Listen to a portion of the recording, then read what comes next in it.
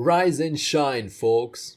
Today I shall enlighten you about a 3D archery competition. It's my first one, so I'm feeling like a kid on Christmas morning. Except I get to shoot arrows instead of opening presents. Booyah! Well, it all kicked off with a little warm-up. And no, I'm not talking about the shooting part. The real workout was in retrieving the arrows, which is essentially a low-rep, high-intensity workout.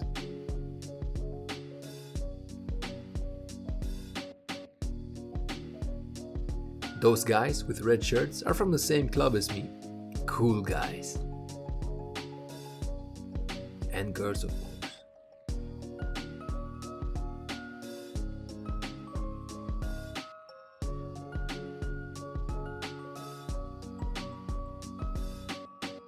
So picture this.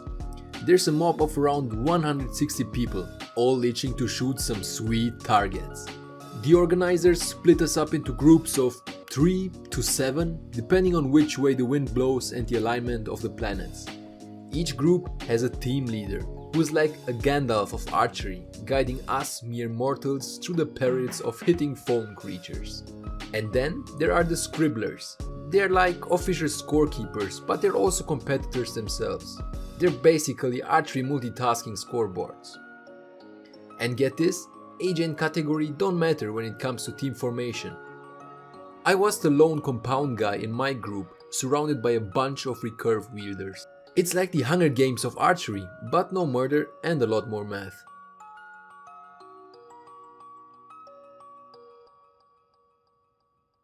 Okay, let me break down the scoring system for you.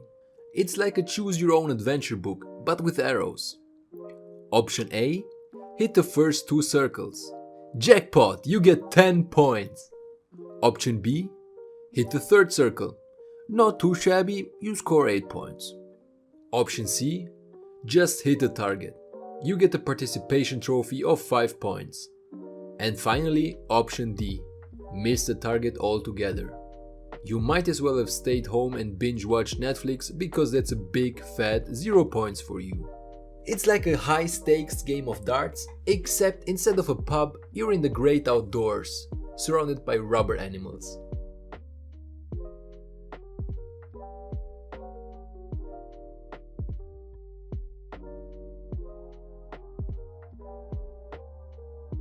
Also, if you think shooting arrows with a compound bow is easy peasy, you are completely right. That's why the distance to the target is not just any old distance, my friend. It's marked by a different colorful wooden stick, which could be 5 meters away from the other competitors. Or 10. Or even as far as I need a telescope to see my mark distance.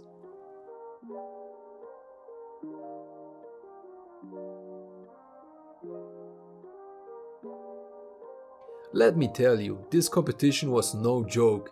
It was like a marathon of arrow flinging. We had to tackle a whopping 28 targets and it took us a good 6 hours to get through them all.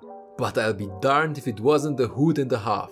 The best part was using our telescopes to scope out the vital spots from afar, because apparently getting up close and personal with a target is a big no-no. Additionally, sometimes the color of the circle and the color of the target were a perfect Tinder match. So, while those love circles are busy enjoying their happy union, you're left squinting through your telescope and playing a game of archer blackjack. It's like being the third wheel on a romantic date, except instead of feeling left out, you're stuck trying to hit a tiny target in the distance while feeling like a one-eyed pirate.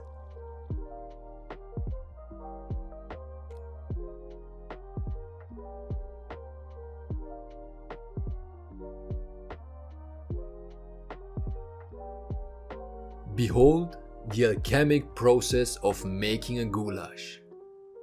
Nobody except for the cook really knows what's inside, and with time you learn that it's better that way. At some point I thought some bizarre Powerpuff Girls are gonna crawl out of this. Good thing we were all armed in case the goulash summoning went wrong. Oh, but the fun doesn't stop there. Allow me to introduce you to the floating cow, a moving target. And boy, does this highlight one of the many differences between using a bow versus a gun. The biggest difference, which hits you like a ton of bricks, is the speed of your projectile. So when I found myself 20 meters away from the guru cow, I had to aim a whole freaking meter in front of where I actually wanted to hit. Yup, that's right, I had to aim for the head just to hit the belly. Who needs a bullseye when you can have a cow's belly, am I right? Alright, let me hit you with the punchline. I tried using my old rusty 5th grade physics skills to calculate the speed of my arrow. But let's just say it was a total flop. I knew the distance I shot from, where I aimed and where I hit, but no matter how many scribbles I made on my paper, I couldn't solve the problem. Turns out I didn't have enough info to be a smarty pants. So I had to admit a shameful defeat and turn to the all-knowing Google to find out that my compound bow shoots arrows at a speed of around 70 meters per second. But I wasn't going to let my brain go completely mushy, so I flexed my mental muscles once again and calculated the speed of something I now could. The floating cow. By knowing how long it took for my arrow to reach the target, I could actually calculate the speed at which the cow was moving. It's a whopping 3.5 meters per second.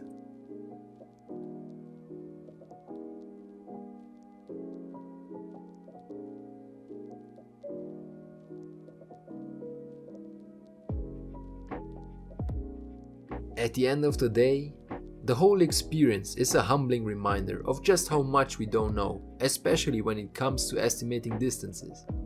But there's nothing quite like sitting down with your buddies after a day of shooting, comparing notes on what you hit and what you missed. Thanks for tuning in, folks, keep on aiming for something and have a fantastic day.